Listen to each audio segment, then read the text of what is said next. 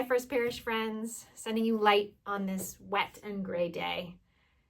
Nate is traveling to a conference this week, so I'm holding down the fort currently, and I'm thinking about the word resistance.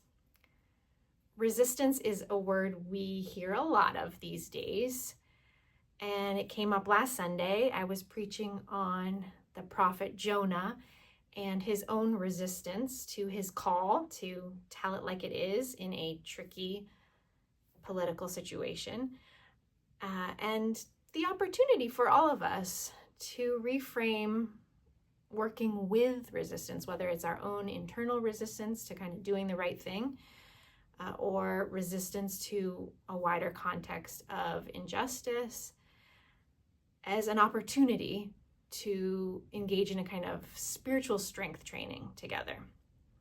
And I do think it's important to remember that in any kind of strength training, you also need rest days.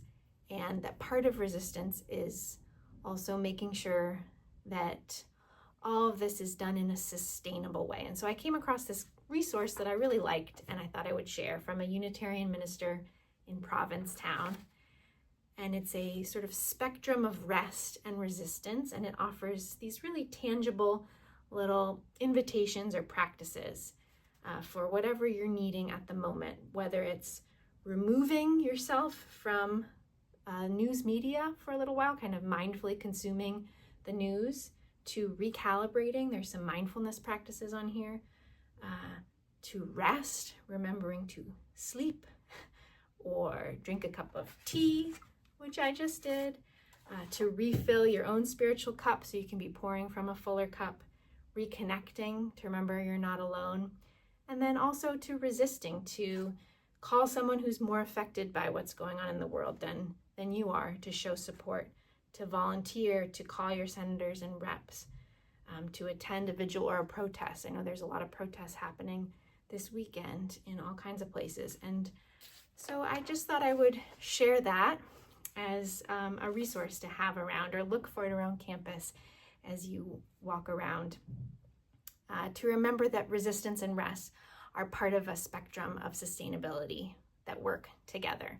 And speaking of sustainability, we have our annual Stewardship Sunday coming up this Sunday, where we'll be introducing our stewardship theme this year, which is Spirals of Generosity.